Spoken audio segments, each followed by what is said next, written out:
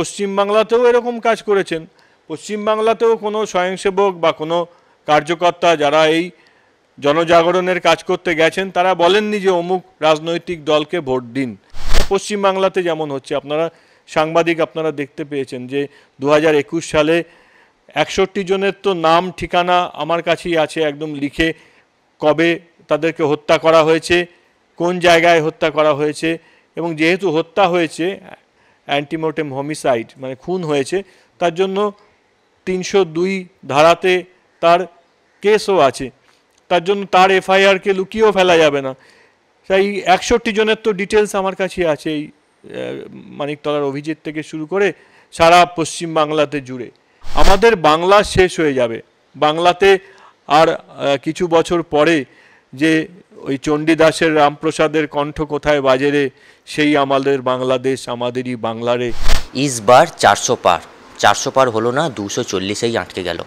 আর আজ এই নিয়ে কথা বলবো আরএসএসের জিষ্ণু বসুর সঙ্গে, ডক্টর জিষ্ণু বসু তথা পূর্বক্ষেত্রের সহপ্রচার প্রমুখ। স্যার, বিজেপির এবার 400 থেকে একদম 240-এ নেমে এলো, মানে যেটা প্রত্যাশাও করা যায়নি। এর কারণ কি হতে পারে? মানে ওভার কনফিডেন্সের জন্য কি এই কারণ? কারণ ওভার কনফিডেন্স সবসময় পতনের কারণ হয়ে থাকে। পতন কি, পরপর 3 বার কেউ প্রধানমন্ত্রী হয়েছেন।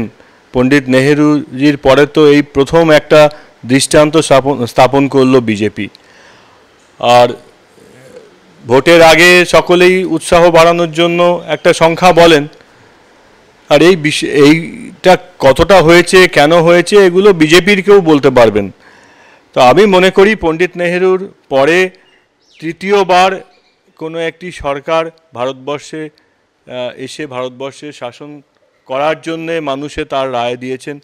এটা একটা দৃষ্টান্তমূলক ঘটনা, যেটা পণ্ডিত নেহেরুর পরেই প্রথম হলো, আর কেউ হয়নি। তাই বাকি যে অংশটুকু, কতটুকু তারা বলেছেন, কতটা কর্মীদের উৎসাহ দেওয়ার জন্য বলেছেন, কতটা তারা ভেবেছিলেন, সেই রাজনৈতিক পুঙ্খানুপুঙ্খ বিশ্লেষণ আমি অত জানিও না, আর আমার বলার ওটায় অধিকারও নেই। তাই বিজেপির যারা রাজনৈতিক নেতা তারা বলতে পারবেন।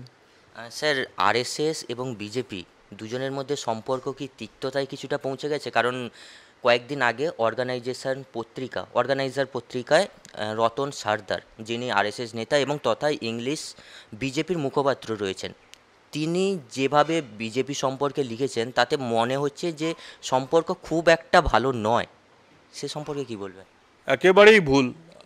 ভারতীয় জনতা পার্টির মধ্যেই আরএসএসের স্বয়ংসেবকেরা আছেন এবং গুরুত্বপূর্ণ দায়িত্বে আছেন। প্রধানমন্ত্রীজি একজন স্বয়ংসেবক, ভারতীয় জনতা পার্টির যিনি সংগঠন সম্পাদক, অর্গানাইজিং সেক্রেটারি, তিনি আরএসএসের রাষ্ট্রীয় স্বয়ংসেবক সংঘের সব সময়ের, মানে আমরা যাকে বলি প্রচারক, সব সময়ের একজন কর্মী, প্রচারক থাকেন। তাই এই রকম কথা কোনো রাজনৈতিক দলের নিজেদের কায়েমি স্বার্থের জন্য ভালো মন্দ কিছু বলতে পারেন, কিন্তু এরকম কোনো প্রশ্ন নেই। স্বয়ংসেবকেরা আছেন, রাষ্ট্রীয় স্বয়ংসেবক সংঘের সঙ্গে ভারতীয় জনতা পার্টির সম্পর্ক এইটুকুই যে সেখানে স্বয়ংসেবকেরা আছেন এবং ভারতীয় জনতা পার্টি রাষ্ট্রীয় স্বয়ংসেবক সংঘে স্বয়ংসেবকদেরকে মর্যাদা দিয়ে, ভালোবেসে, কখনো স্নেহ করে তারা মনে করেন। অন্য রাজনৈতিক দল রাষ্ট্রীয় স্বয়ংসেবক সংঘের স্বয়ংসেবকদের সঙ্গে সেরকম মনে করে না। তাই জন্যই বিজেপির সঙ্গে রাষ্ট্রীয় স্বয়ংসেবক সংঘের সম্পর্ক আছে। তো এর মধ্যে সেই সম্পর্কের চির ধরা বা এরকম আদৌ এরকম কোনো প্রশ্ন ওঠেনি। বিজেপি এবার 272 ক্রস করলো না, তার হয়তো প্রধান কারণ হতে পারে ইউপি, কারণ ইউপিতে সেইভাবে বিজেপি সাফল্য আনতে পারেনি। এবং শোনা যাচ্ছে আরএসএস ইউপিতে যখন প্রচার করছিলেন তখন প্রচারে একবারও বলা হয়নি যে কাকে ভোট দিতে হবে, কিন্তু তারা প্রচার করেছেন ভোট দেওয়ার গুরুত্ব কী, গণতন্ত্রে ভোটের মানে মানুষকে উদ্বুদ্ধ করেছেন ভোট দেওয়ার ক্ষেত্রে, কিন্তু কাকে ভোট দিতে হবে সেটা কিন্তু একবারও মেনশন করেননি। কোনোদিনই করে না। 2014 সালে যখন নরেন্দ্র মোদীজি প্রথমবার ক্ষমতায় এসেছিলেন তখনও আরএসএস এই জনমত পরিষ্কারের কাজ করেছেন, মানে জনজাগরণের কাজ করেছে। 2019 সালে যখন দ্বিতীয়বার বিপুল সংখ্যায় বিজেপি আবার ফিরে এলো তখনও রাষ্ট্রীয় স্বয়ংসেবক সংঘের স্বয়ংসেবকরা একই কাজ করেছেন। এবারেও আমাদের পশ্চিমবাংলাতেও এরকম কাজ করেছেন। পশ্চিমবাংলাতেও কোনো স্বয়ংসেবক বা কোনো কার্যকর্তা যারা এই জনজাগরণের কাজ করতে গেছেন তারা বলেননি যে অমুক রাজনৈতিক দলকে ভোট দিন। তারা বলেছেন আপনারা 100 জনের মধ্যে 100 জনই ভোট দিন, সকাল সকাল ভোট দিন, যাকে আপনার মনে হচ্ছে অ্যাভেলেবেল বেস্ট, যাকে মনে হচ্ছে যে সবচেয়ে ভালো আপনাদের মনে হয় তাকে দিন। আর নো টু নোটা, নোটায় ভোট দিলে সবচেয়ে খারাপ লোকই জিতে আসবে, এবারেও দেখা গেছে এবং আগেও দেখা গেছে। আর নিজের ভোট নিজে দিন। নিজের ভোট দেওয়ার ক্ষেত্রে যদি আপনার কিছু মনে হয় যে প্রশাসনের সহযোগিতা দরকার বা কিছু, তাহলে হিম্মতের সঙ্গে ভোট দিন, কারণ গণতন্ত্রকে বাঁচিয়ে রাখার জন্যে নিজের ভোট দেওয়া উচিত। সেটা শুধু উত্তরপ্রদেশ বলে নয়, এখানেও রাষ্ট্রীয় স্বয়ংসেবক সংঘের স্বয়ংসেবকেরা এবং যারা অন্য বিবিধ সংগঠনের সমবিচারের যেসব সংগঠন আছে তাদের কার্যকর্তারা এই কাজই করেছেন। তারা গিয়ে কোনো পলিটিক্যাল পার্টির নাম বলেন না, কোনো সিম্বলের কথা বলেন না, এই কথাগুলোই বলেন। সেটা 2014 সালেও বলেছেন, 19 সালেও বলেছেন, এবারেও বলেছেন, নতুন করে কিছু হয়নি। পশ্চিমবাংলাতে যেমন হচ্ছে, আপনারা সাংবাদিক আপনারা দেখতে পেয়েছেন যে 2021 সালে 61 জনের তো নাম ঠিকানা আমার কাছেই আছে একদম লিখে, কবে তাদেরকে হত্যা করা হয়েছে, কোন জায়গায় হত্যা করা হয়েছে, এবং যেহেতু হত্যা হয়েছে অ্যান্টিমোর্টেম হোমিসাইড মানে খুন হয়েছে, তার জন্য 302 ধারাতে তার কেসও আছে, তার জন্য তার এফআইআরকে লুকিয়েও ফেলা যাবে না। তাই 61 জনের তো ডিটেলস আমার কাছে আছে, এই মানিকতলার অভিজিৎ থেকে শুরু করে সারা পশ্চিমবাংলাতে জুড়ে। এইটা গণতন্ত্র নয়, এটাই উনি বলেছেন, এবারের বক্তৃতাতে বলেছেন এটা গণতন্ত্র নয়। এইটাই যে মধ্যযুগীয় বর্বরতায় তাদেরকে মেরে তাদেরকে নিঃশেষ করে দেওয়া, তাদেরকে এটা চীনে হতে পারে, কারণ চীনে ওরা গণতন্ত্র মানে না। এটা আগের রাশিয়ায়, সাবেক রাশিয়ায়, যখন স্ট্যালিনের রাশিয়ায় ছিল, যখন হোলোডোমোর হয়েছিল 1930-31 সালে ইউক্রেনের, আজকে ইউক্রেনের মানুষ রাশিয়াকে দেখলেই এত এরকম আচরণ করে কেন? রাশিয়া ইউক্রেনের মাটি থেকে একটা বাদ দিয়ে বাকি সব লেনিনের মূর্তিকে ওরা উবড়ে ফেলে দিয়েছে। একটা ওই চেরনোবিলের, যেখানে ওদের এখনও মনে হয় যে হয়তো সামান্য পরিমাণ তেজস্ক্রিয়তা থাকতে পারে, সেই মূর্তিটাকে কেউ ধরেনি। বাকি ইউক্রেনের মাটিতে লেনিনের কোনো মূর্তি নেই। তার কারণ একটা গভীর ঘৃণা আছে, যে এই যে সর্বগ্রাসী একটা সিস্টেম, টোটালিটেরিয়ান সিস্টেম এরকম যেখানে থাকে, যেটা কমিউনিস্টরা করতে চেয়েছিল, সেখানে হোলোডোমোর কথাটার ইউক্রেনের ভাষায় অর্থ হলো না খেতে দিয়ে মেরে ফেলা। তা কয়েক লক্ষ মানুষকে স্ট্যালিন, ওই এখন তো তথ্য প্রযুক্তির যুগে সব কিছুই দেখতে পাওয়া যায়, যে কেউ দেখতে পারেন হোলোডোমোরে এতগুলো মানুষকে স্ট্যালিন মেরে ফেলেছিলেন।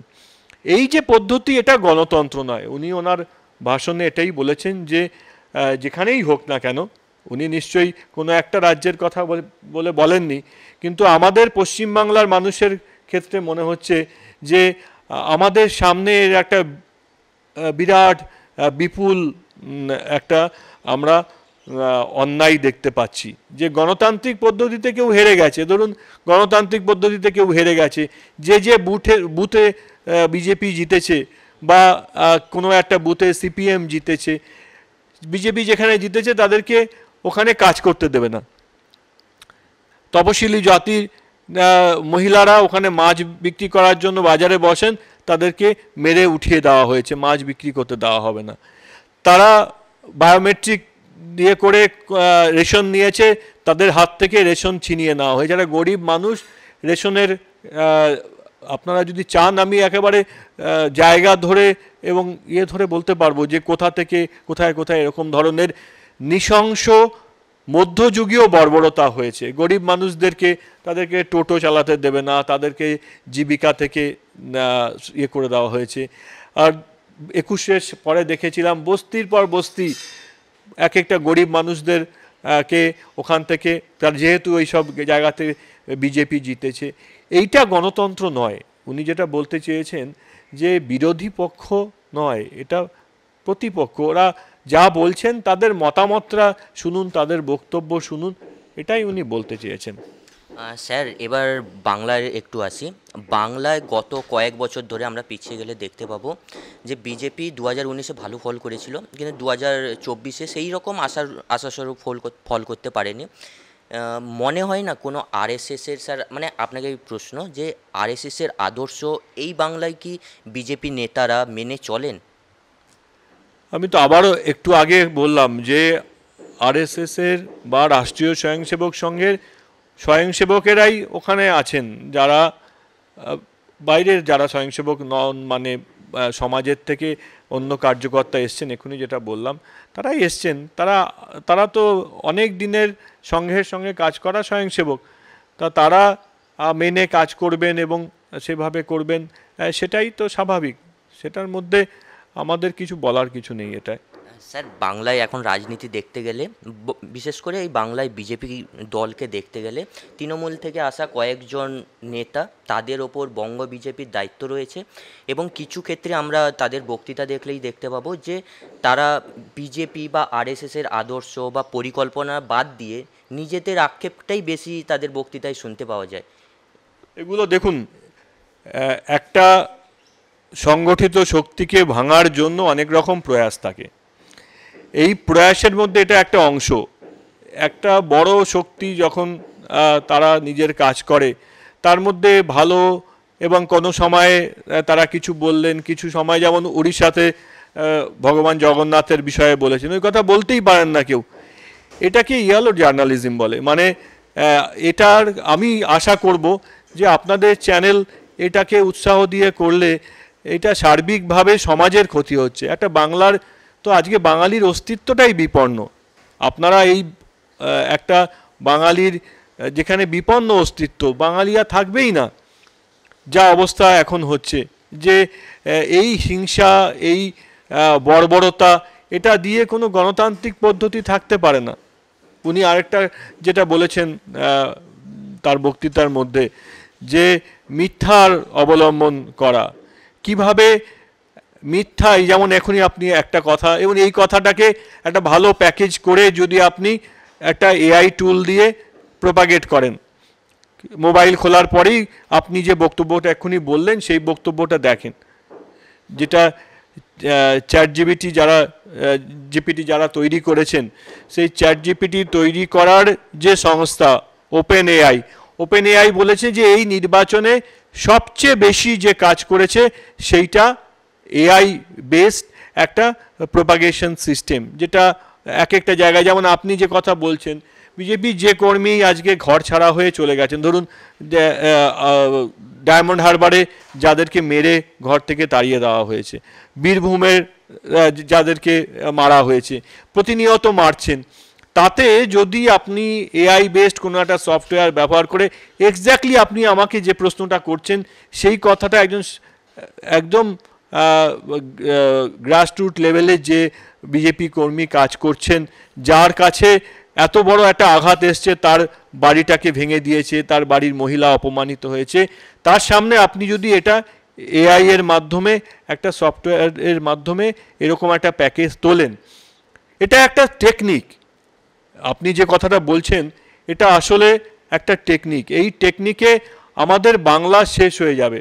বাংলাতে আর কিছু বছর পরে যে ওই চণ্ডীদাসের রামপ্রসাদের কণ্ঠ কোথায় বাজে রে, সেই আমাদের বাংলাদেশ আমাদেরই বাংলারে, এইটা আর বলার লোকই থাকবে না। আপনারা যা করছেন সেরকম যদি চালাইয়ে যান। শুনলাম আমরা ডক্টর জিষ্ণু বসুর কথা। ক্যামেরায় গৌতমের সঙ্গে সুমন, চ্যানেল হিন্দুস্তান। বিভিন্ন বিষয়ে ভিডিও পেতে চ্যানেল হিন্দুস্তানের ইউটিউব চ্যানেল সাবস্ক্রাইব করুন www.youtube.com/channelhindustan।